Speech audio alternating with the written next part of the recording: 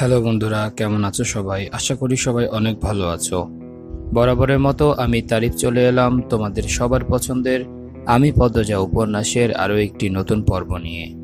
আজকে থাকছে উপন্যাসটির 61তম পর্ব। তো চলো কথা না বাড়িয়ে উপন্যাসটি পড়া শুরু করি।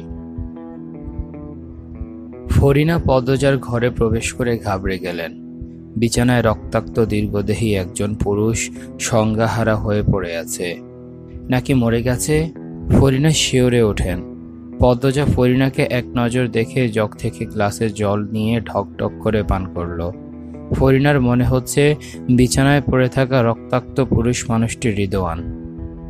যখন শতভাগ নিশ্চিত হলেন এটা রিদওয়ান, মনে তীব্র একটা ভয় জেগে বসে। তিনি নিঃশ্বাস আটকে পদ্মজার কাছে ছুটে আসেন। চাপা স্বরে প্রশ্ন করলেন, ঋতু কি মইরা গেছে? পদ্মজা তাৎক্ষণিক জবাব দিতে পারল না। সময় নিয়ে ধীরে সুস্থে বলল, মরেনি বোধ হয়, তবে বেশিক্ষণ এভাবে থাকলে মরে যাবে। পদ্মজার তরঙ্গহীন গলার স্বর ফরিনার ভয়ের মাত্রা বাড়িয়ে দিল। তিনি পদ্মজাকে আচমকা বুকের সাথে জড়িয়ে ধরলেন। পদ্মজা থতমত খেয়ে গেল। ফরিনার হৃৎপিণ্ডের কাঁপুনি টের পায় সে। ফরিনা অস্থির হয়ে বললেন, ও মা। পদ্মজা ফরিনার বুক থেকে মাথা তুলে বলল, কি হয়েছে আম্মা? ফরিনার চোখে দৃষ্টি অস্থির। তিনি ডোক গিলে বললেন, তুমি পালাইয়া যাও, আর আইবা না, রুম্পার মতো চইলা যাও। আম্মা, ওরা আমাকে মারবে না, রিদওয়ান ভাইয়ায় বলেছে। মিছা কথা কইছে। আম্মা, আপনি এমন করছেন কেন? ফরিনা দ্রুত সংজ্ঞাহীন রিদওয়ানকে চাদর দিয়ে ঢেকে দিলেন। তারপর বললেন, তুমি পলাইয়া যাও, তোমার আব্বা ওই শকুনের বাচ্চা আমার নিষ্পাপ কলিজার টুকরা বাবুরে মাইরা ফেলছে কিন্তু। জুতার ছপছপ আওয়াজ শুনে ফরিনা থমকে যান। এরকম আওয়াজ মসজিদের জুতোয় হয়। মনে হয় জুতায় পানি নিয়ে হাঁটছে। তিনি আতঙ্কে চোখ দুটি বড় বড় করে তাকালেন। মসজিদ তো ঘরে ছিল না, কখন চলে এলো? আর যতক্ষণ মজিদ ঘরে থাকে ততক্ষণ ফরিনাকেও ঘরে থাকতে হয়। তিনি পুরোপুরি নিশ্চিত মজিদ এখন পদ্মজার ঘরে আসবে আর রিদওয়ানকে দেখে ফেলবে। তিনি পদ্মজার আলমারি খুলে তালাচাবি বের করলেন। একটা ঝড় থামতেই যেন আরেকটা ঝড় শুরু হয়েছে। পদ্মজা ফরিনাকে উদ্বিগ্ন হয়ে জিজ্ঞাসা করল, আম্মা, কিন্তু কি? বাবু মানে ওনাকে মেরে ফেলেছে মানে? আপনি কিভাবে জানেন আম্মা? ফরিনা নিজের এক হাতে পদ্মজার এক হাত শক্ত করে চেপে ধরেন। তারপর দৌড়ে বেরিয়ে যান ঘর থেকে। বারান্দায় পা রাখতেই মজিদের সাথে দেখা হয়। ফরিনা মজিদের উপস্থিতি অগ্রাহ্য করে পদ্মজাকে টেনে নিয়ে যান 3 তলায়। মজিদ হতভম্ব হয়ে দেখলেন ঘটনাটা। পদ্মজা বারবার জিজ্ঞাসা করছে ফরিনাকে, আম্মা, আপনি এটা কি বললেন? আমার বুক কাঁপছে। আম্মা, কোথায় যাচ্ছেন? মজিদ পদ্মজার ঘরে উকি দিলেন। তার তীক্ষ্ণ চোখের দৃষ্টি। বিছানার উপর রিদওয়ানকে দেখতে না পেলেও রিদওয়ানের পা জোড়া চোখে পড়ে যায়। তিনি হন্তদন্ত হয়ে ঘরে ঢুকলেন। চাদর সরিয়ে রিদওয়ানকে দেখে আঁতকে উঠলেন। এদিকে ফরিনা পদ্মজাকে ঠেলে একটা ঘরে ঢুকিয়ে দেন। ঘরের দরজাটি লোহার। পদ্মজা ধাক্কা খেয়ে ঘরের মধ্যিখানে পড়ে। সে মেঝে থেকে উঠতে উঠতে ফরিনা বাইরে থেকে দরজায় তালা লাগিয়ে দিলেন। পদ্মজা আচমকার ঘটনায় হতবুদ্ধি হয়ে পড়েছে। তার মাথায় বারবার বাজছে, তোমার আব্বা ওই শকুনের বাচ্চা আমার নিষ্পাপ কলজার টুকরা বাবুরে মাইরা ফেলছে।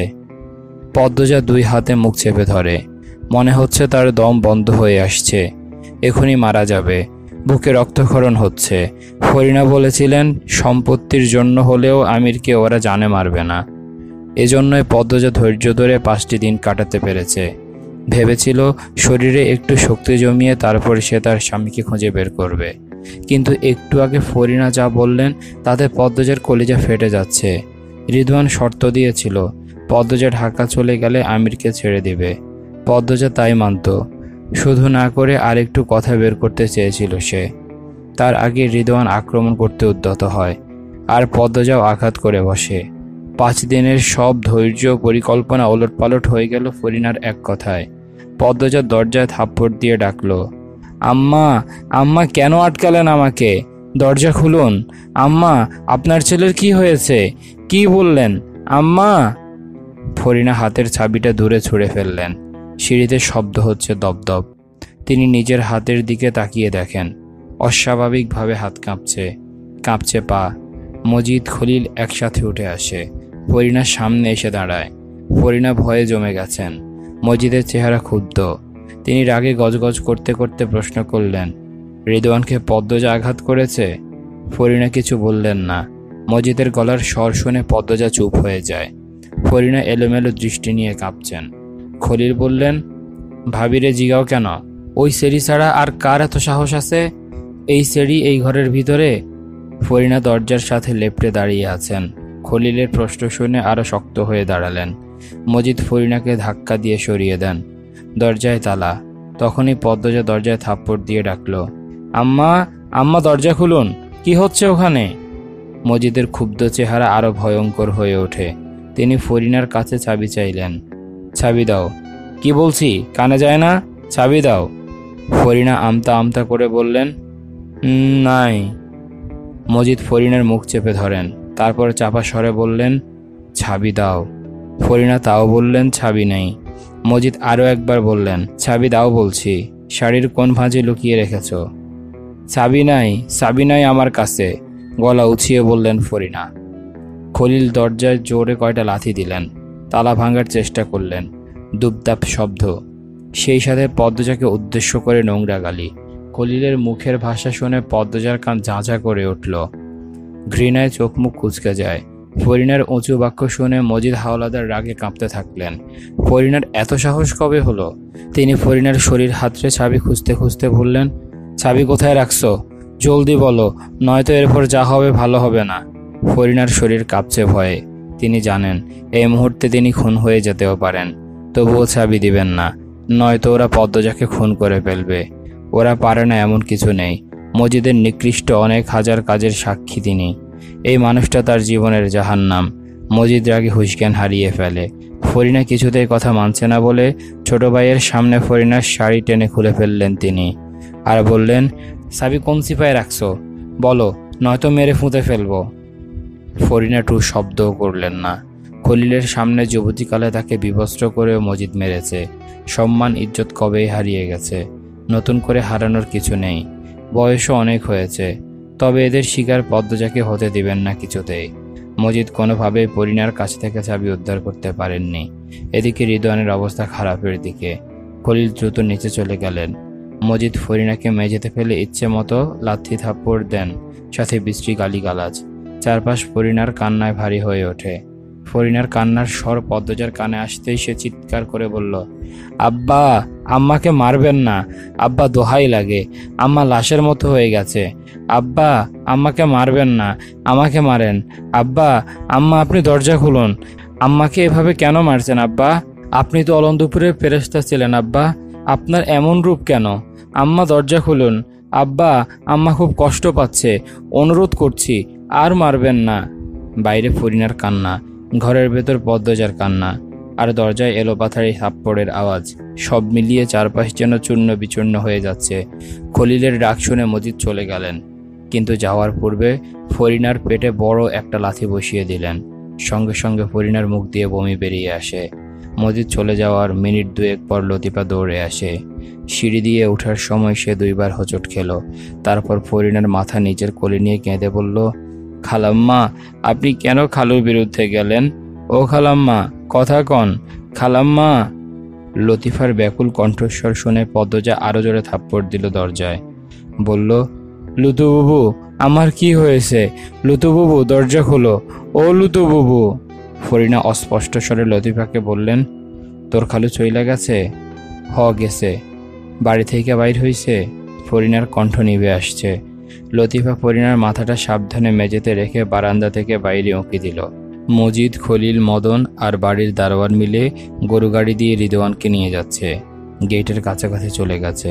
সে ফরিনাকে এসে বলল, বাইর হইয়া গেছে খালাম্মা। পদ্মজা দরজায় এলোপাথারি থাপ্পড় দিচ্ছে। বিকট শব্দ হচ্ছে। ফরিনা আঙ্গুলের ইশারায় ডান দিকটা দেখিয়ে বললেন, ওইখানে খুইজা দেখ, চাবি পাবি একটা, দরজাটা খুইলা দে। লতিফা ফরিনার কথা মতো চাবি খুঁজল, পেয়েও গেল। তারপর দরজা খুলতে পদ্মজা হুড়মুড়িয়ে বের হয়। ফরিনাকে দেখে তার হাত পা ঠান্ডা হয়ে আসে। গায়ে শাড়ি নেই, পেটিকোট হাঁটু অবধি তোলা, মিষ্টি রঙের ব্লাউজে রক্তের দাগ, নাক দিয়ে রক্ত ঝরছে, দুই চোখ ফুলে গেছে।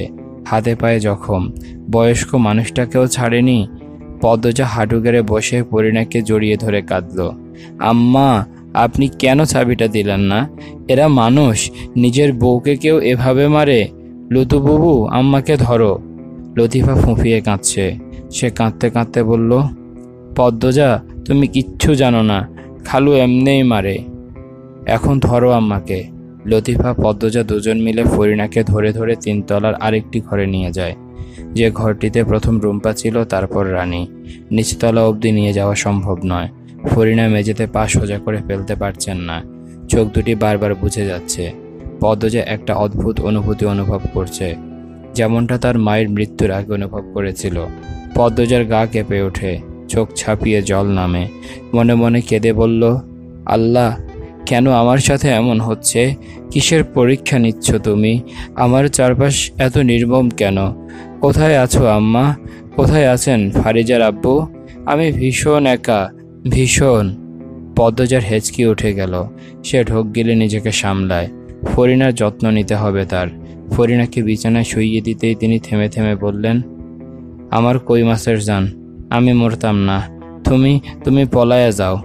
আম্মা, আমি আপনাকে ছেড়ে কোথাও যাব না। লতুবুবু, হালকা গরম পানি আর আমার ঘরের আলমারির ডান পাশের ড্রয়ার থেকে স্যাভলন আর তুলা নিয়ে আসো। পদ্মজার আদেশ পাওয়া মাত্র লতিফা বেরিয়ে গেল। ফরিনা করুণ চোখে পদ্মজার দিকে চেয়ে বললেন, কান্দো ক্যারে? কাইন্দো না। পদ্মজার সুন্দর দুটি চোখে জলের পুকুর। বিরতিহীনভাবে পানি গড়িয়ে পড়ছে গলায়, বুকে। সে ফরিনার এক হাতে কপাল ঠেকিয়ে হতাশ হয়ে ব্যর্থ কণ্ঠে বলল, আম্মা, আমি কি করব? যখনই ভাবি এবার সব ঠিক হয়ে যাবে, তখনই ভয়ঙ্কর সব ঘটনার সম্মুখীন হতে হয়। আমি আর পারছি না, এত খারাপ পরিবেশ আমি আর নিতে পারছি না আম্মা। নিজেকে কিছুক্ষণ আগেও শক্তিমান মনে হয়েছে আমি চাইলে সব পারবো, কিন্তু এখন খুব দুর্বল মনে হচ্ছে। আমি ওদের বিরুদ্ধে পেরে উঠছি না। আপনি ভালো হয়ে উঠুন আম্মা। আপনার ছেলে কি সত্যি? পদ্মজা তাকিয়ে দেখল ফরিনার চোখ বোঝা অবস্থায় আছে। পদ্মজার বুক ছ্যাঁত করে উঠল। সে ফরিনার নাকের কাছে হাত নিয়ে পরীক্ষা করল, নিঃশ্বাস নিচ্ছে নাকি। নিঃশ্বাস নিচ্ছে। সেই সময় লতিফা স্যাভলন, তুলা আর হালকা গরম পানি নিয়ে ঘরে প্রবেশ করল। ফরিনা ঘুমাচ্ছেন, কথা বলার অবস্থায় নেই। পদ্মজার পায়ে ঘা হয়েছে। 5 দিনই কি ছেঁড়া কাটা ভালো হয়? শীতের কারণে উল্টো আরও কষ্ট বাড়ে। পায়ের অবস্থা যা তা, তাতে অবশ্য যায় আসে না পদ্মজার। সে অস্থির হয়ে আছে, বুকে এক ফোঁটাও শান্তি নেই। রিদওয়ান দুপুরে জঙ্গল থেকে ফিরেছিল। পদ্মজার ধারণা আমির জঙ্গলের কোথাও বন্দি আছে, অথবা লাশটা হলেও আছে। ভাবনাটা পদ্মজার মাথায় আসতেই সে দ্রুত মাথা চেপে ধরে বিড়বিড় করে, না, আমি কি ভাবছি? কিছু হয়নি, কারো কিছু হয়নি, সবাই ভালো আছে। সে লতিফার দায়িত্বে ফরিনাকে রেখে নিচতলায় নেমে আসে। সাথে ছুরি রামদা নিয়েছে। আজ খোপা করেনি, বেনি করেছে। বাড়িতে কোনো পুরুষ নেই, সব হাসপাতালে। ওরা ফিরলে সে আর আস্ত থাকবে না। তার আগে আমিরকে বের করতে হবে, সেই সাথে লুকোনো গুপ্ত রহস্য। সদর ঘরে আমিনা ছিলেন। তিনি আলোকে খিচুড়ি খাওয়াচ্ছেন। নির্বিকার ভঙ্গি, কোনো তাড়া নেই, চিন্তা নেই। রিদওয়ানের অবস্থা কি দেখেনি? এই মানুষটা শুধু রানীর জন্যই কাঁদেন, আর কারোর জন্য না। কিন্তু কেন? পরিবারের সবার সাথে দূরত্ব বজায় রাখেন, যদিও কথা বলেন তা অহংকারী, কটু কথা। পদ্মজা বেরিয়ে পড়ে। সন্ধ্যার নামাজ পড়েই বেরিয়েছে। আজ জঙ্গলে মরবে, নয়তো আগামীকাল এই বাড়ির পুরুষগুলোর হাতে। সে মনে মনে মৃত্যু মেনে নিয়েছে। ধীরে পায়ে হেঁটে জঙ্গলে ঢুকে। বোনদের কথা খুব মনে পড়ছে। সে মারা গেলে ওদের কি হবে? খুব কি কাঁদবে? কাঁদতে কাঁদতে জ্বর উঠে যাবে বোধ হয়। পূর্ণার তো খুব কান্নার পর জ্বর হয়। প্রেমা নিজেকে সামলাতে পারবে। এসব ভাবতে ভাবতে একসময় পদ্মজা মানুষের উপস্থিতি টের পেল। ফিসফিসিয়ে কাছে কোথাও কেউ কথা বলছে। পদ্মজা এখনো ভালো করে জঙ্গলের গভীরে প্রবেশ করেনি। সে হিজল কাছের আড়ালে লুকিয়ে পড়ে। আস্তে আস্তে দুটি মানুষ চোখের পর্দায় ভেসে ওঠে। তারা জঙ্গলের পশ্চিম দিক থেকে এসেছে। অস্পষ্ট তাদের মুখ। জঙ্গল থেকে বেরিয়ে অন্তর্মহলের পিছনে গিয়ে দাঁড়ালো তারা। একটা মুখ চিনতে পারে পদ্মজা, মৃদুলের হাতের টর্চ। সেই টর্চের আলোতে পাশের জনের হাত ভেসে ওঠে। এক হাতে লাল তাজা রক্ত, অন্য হাতে রামদা। পদ্মজা শিওরে ওঠে, ঘামতে থাকলো। উত্তেজনায় তার হৃৎপিণ্ড ফেটে যাওয়ার উপক্রম। গলা শুকিয়ে কাঠ। মৃদুল কিছু একটা বলে, উত্তরে আগন্তুক কিছু একটা বলে। ঝাপসা আলোয় মৃদুলের সাথের লোকটার দেহ আর চুল স্পষ্ট হয়। লম্বা শরীর, মাথায় ঝাঁকড়া চুল, চারপাশ থমকে যায়। পদ্মজার শরীর বেয়ে যেন মুহূর্তে শীতল কিছু একটা ছুটে যায়। সে বিস্ময়ের ঘোর কাটাতে পারছে না। এই ছিল আজকের পর্ব। কে ছিল মৃদুলের সাথে? পদ্মজা কি তাকে চিনতে পারবে? এই রহস্যের শেষ পর্যন্ত কি পদ্মজা পৌঁছাতে পারবে? তা জানতে পারবো আগামী পর্বগুলোতে। ততক্ষণ পর্যন্ত সবাই ভালো থাকো, সুস্থ থাকো। আজকের মতো আমি তারিফ এখানেই বিদায় নিচ্ছি। আল্লাহ হাফেজ।